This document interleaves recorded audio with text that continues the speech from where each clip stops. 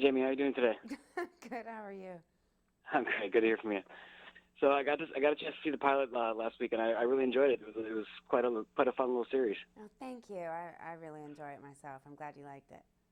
Excellent. So I was curious if you could talk a bit about like I guess the early development process and like when you kind of first heard about it, like what really kind of drew you to the project. Was the more the character you get to play, or like the overall story?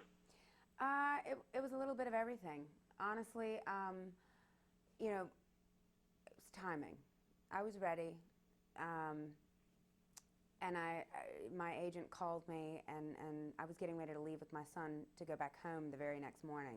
It was a Wednesday, and we were leaving the very next morning.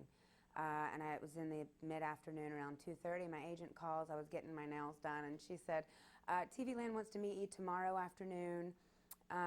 They have a script, and it's called Jennifer Falls, and they would like you for the role of Jennifer. Are you interested in going in to meet? And I'm like, okay, I'm leaving for North Carolina tomorrow. I have to go in with them today. Send it to me. She's like, well, I want to see if you even like it. I said, send it to me. So I read it on my phone. I said, see if they can meet me this afternoon. I don't care what time it is, I'll get there. Yeah. I read it in 15, 20 minutes, fell madly in love with it. It was very different from anything that I'd played, and a very relatable character.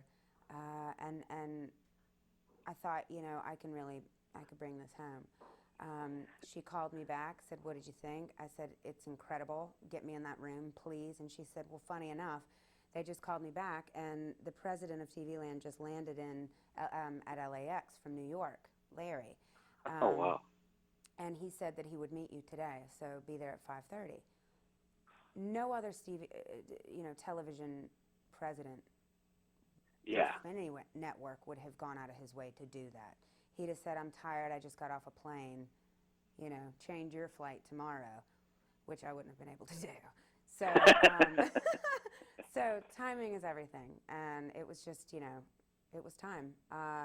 The character lent itself to my new haircut that I had, you know, only done three Yeah. weeks prior.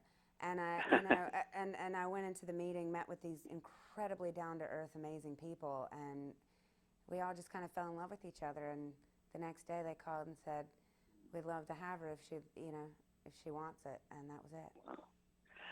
That's a rather accelerated story for especially for a TV show like that. You don't really hear about stories like that happening too often. No, you never hear about people working at a network as down to earth as the people at TV Land either. I mean, it truly is. It's like being at Disneyland as far as for an actor. I'm not Yeah. having to deal with a huge studio and all their execs and a huge network and all their execs all arguing over every single word in a script. I'm literally just dealing with like 7, 8 really nice people who just love television like I do, and Yeah. want to do everything they can to make everybody happy, just like me. So it's been a really great fit. Nice. So you mentioned you were actually on your way home before you read the script. So was there anything you brought from your I guess your hometown, your growing up experience in North Carolina to the character of Jennifer?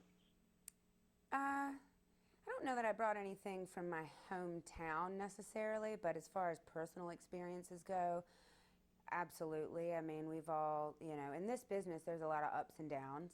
Um, but mainly just the fact that Jennifer is, for the first time, once she loses her job and has to move back in with her mother, who's a therapist that doesn't listen to her or understand her, and go to work for her brother, who she's always been more successful than, at his sports bar, and try to get back in the good graces of her best friend, who she kind of left behind when she was having all her success. And now, without help from Lupe, she has to actually deal with her own daughter on her own. Jennifer, for the first time, is having to figure out what it's like and how to handle and how to balance being a single working mother, which so many other women, do every day. She's Yeah. never really had to be this hands-on with everything or work this hard or, you know, take the time and really focus on her daughter. It's a humbling experience. And for me, in real life, as a single working mother, I know how difficult it is to balance all of that. It's quite the balancing act, and it's one that I don't know you ever fully achieve, but Yeah. always a work in progress.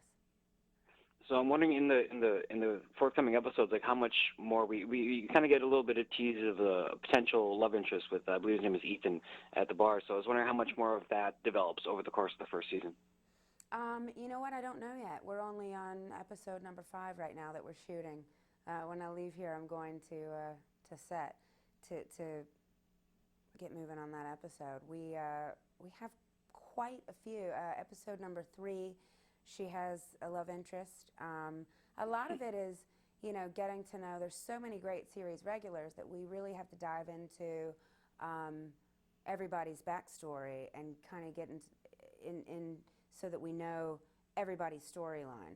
And that takes some time to tell since there are so many of us and such incredible cast members I have. I'm fortunate to go to work with my old buddy Ethan Suplee from Earl every day, and the incredible Missy Pyle, who plays my best friend Dina Seamack, Nora Kirkpatrick, who could not be funnier, the living legend Miss Jessica Walters, who plays my mother, and beautiful Dylan Gualela, who is new in the business playing my daughter.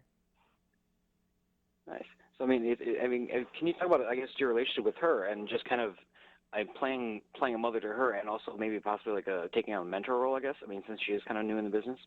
Yeah, actually, I had her in my trailer yesterday having a little pep talk, because I know how intimidating it can be at times to be young and new and green and standing in a room full of what makes, what you feel are giants. And so we had a little talk on my trailer yesterday just to reassure her that she was, she's on the right track, and that I'm always here for if she needs anything. And, I kind of do for her what I wish somebody would have done for me when I was her age. Sure. It's a scary business. You got to have thick skin, and when you come into it, you don't just naturally have thick skin, and you don't understand how everything works. And I have a sister who is exactly the same age as her, who goes to the University of Georgia. She just turned 20, and so did Dylan. And so I have a little experience in dealing with the age group, and I understand what it's like to be new in the business. She and I on set have an incredible rapport and a really great relationship, and I think that comes through on the screen. It plays really well. We just did a scene a couple weeks ago where she actually is teaching Jennifer, her mother, to relax a little, and she says thank you, and but you don't have to try so hard. You didn't ruin my life. Jennifer thinks not only did she ruin her own life by getting fired, but she ruined her daughter's, and she's doing a lot, everything she can. She's trying to jump through hoops to make up for what she feels like she's done to her daughter, and her daughter has to turn around and tell her that she didn't ruin her life at all, but she appreciates the effort she's putting forth. And it's the first time I think Jennifer takes a deep breath and realizes that her daughter loves her either way, with or without money.